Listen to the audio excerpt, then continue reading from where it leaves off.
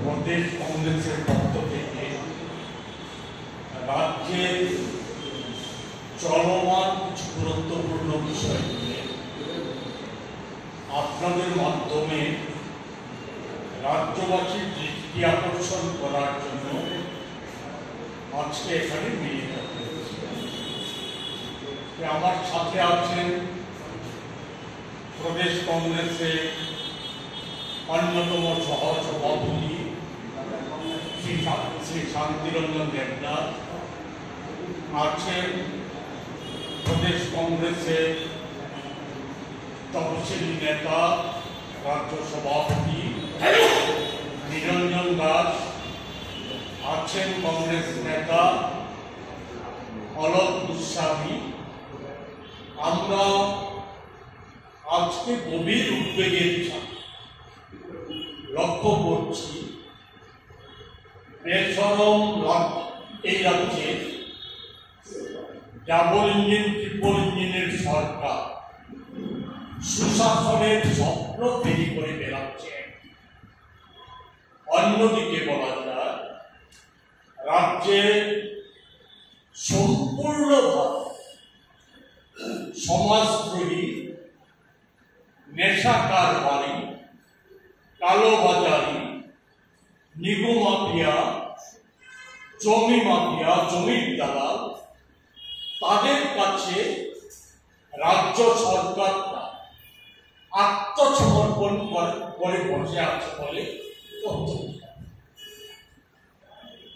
আমরা রাজ্য সরকারের সুশাসনের যে চমৎকার বেদি, এর একটা জ্বলন্ত নিদর্শন আমরা সম্প্রতি গত শনিবার গভীর রাত্র ৩টায় আমাদের নজরে এসেছে প্রচার মাধ্যমের দৌলতে যে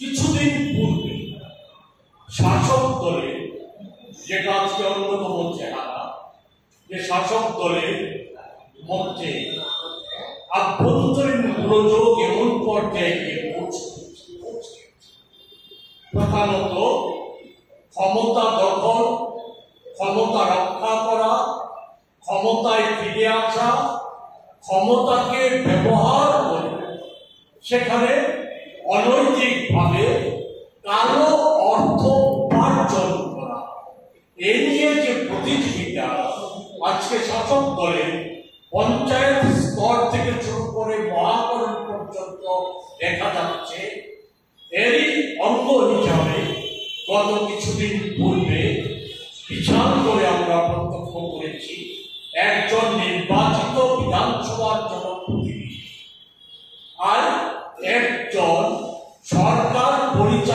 পরিচালিত একটা সংস্থার সর্বাধিনায়ক, তাদের যে দুইটা গোষ্ঠী, নেগোসিয়েশন গোষ্ঠী এবং নেশা বাণিজ্য কালোবাজারি সংগঠিত করার যে গোষ্ঠী, যে গোষ্ঠীর মধ্যে বলা যায় দখল নিয়ে, ক্ষমতার দখলদারি নিয়ে, অর্থের দখলদারি নিয়ে সে গোষ্ঠীর মধ্যে একটা সংঘর্ষ সৃষ্টি হয় এবং এটা রক্তক্ষয়ী সংঘর্ষের পর্যায়ে চলে যায়।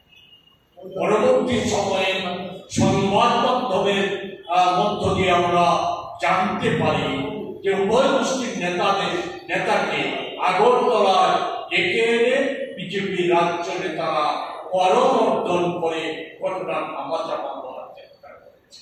আদৌ কি ঘটনা ধামাচাপা করেছে? আমরা লক্ষ্য করেছি এই সময়ের মধ্যে একটা সময় তো ছিল যখন রাজ্যবাসী প্রত্যক্ষ করেছিল,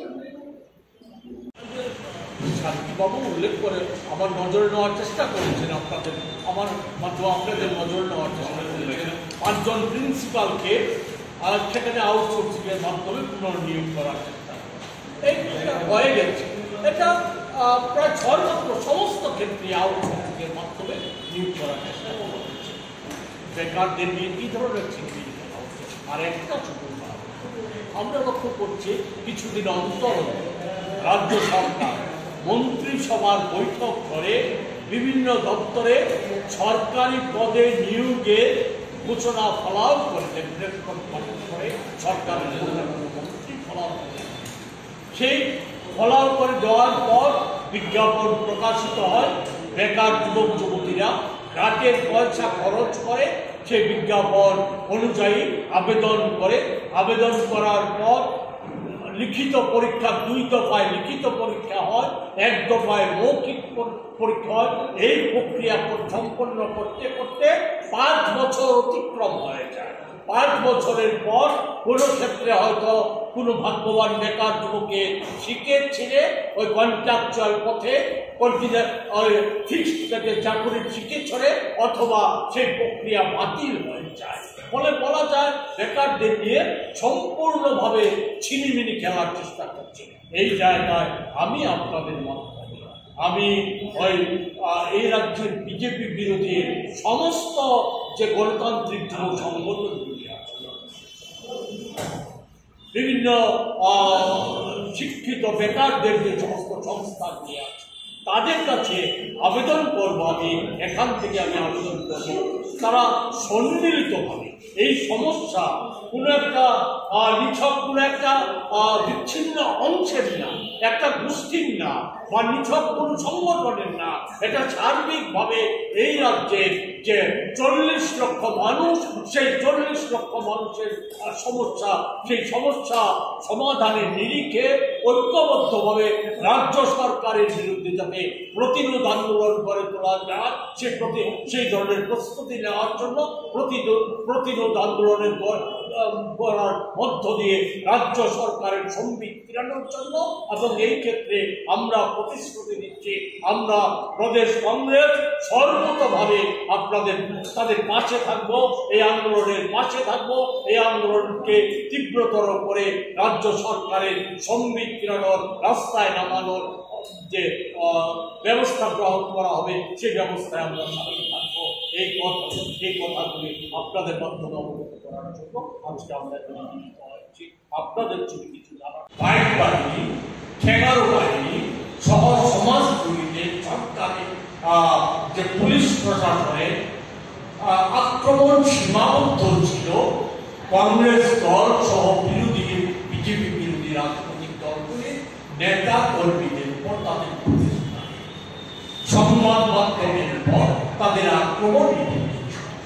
পরবর্তী পর্যায়ে আমরা দেখেছি যেটিকে সাধারণ জনগণ রেহাই পায়নি, সাধারণ জনগণের উপরও যে আক্রমণ নেমে এসেছে, গরিব হয়েছে, বাড়ি ঘর আক্রান্ত হয়েছে, বিভিন্ন প্রশ্নে আক্রান্ত হয়েছে, ছোট ছোট কিশোরী শিশু সন্তানরা, আমাদের বোনেরা, বিবাহিত মায়েরা, বোনেরা, তারা এই আক্রমণ থেকে রেহাই পায়নি।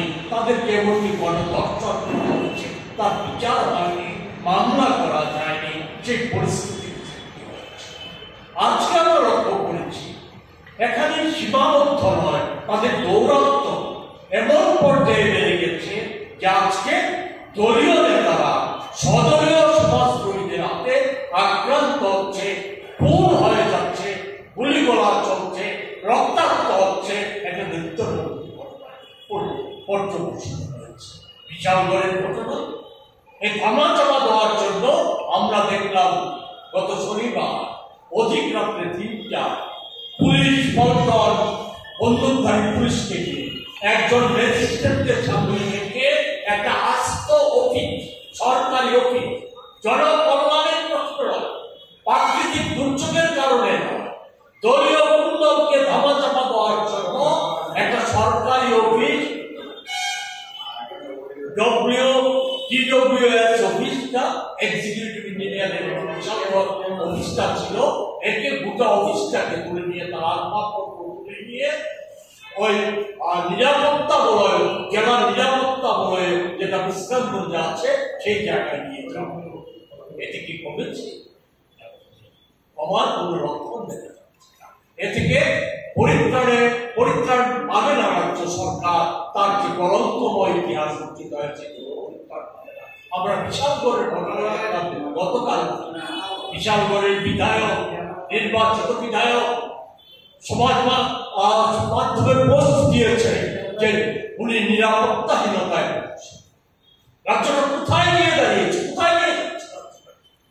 আজকে শাসক দলের ডবল ইঞ্জিনের সরকার, শাসক দলের একজন বিধায়ক তার জীবনের আশঙ্কা করছে খুন হয়ে যাওয়ার।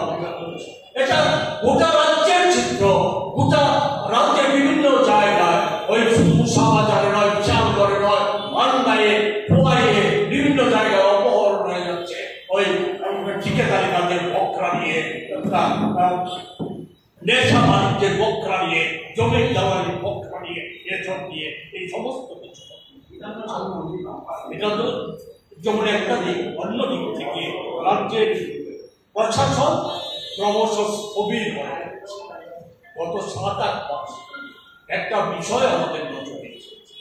একটা সময় ছিল রাজ্যের সরকার যদি রাজ্য সরকারের সম্পর্কিত বিষয়, তার কোনো দপ্তরের বিষয়ে সংবাদ মাধ্যমে কোনো খবর প্রকাশিত হতো বা বিরোধী দলের তরফ থেকে অভিযোগ আসত, তাহলে সেই সমস্ত খবরের সত্যাসত্য যাচাই করার একটা ব্যবস্থা পন্থা অবলম্বন করা হতো রাজ্য সরকারের তরফ থেকে।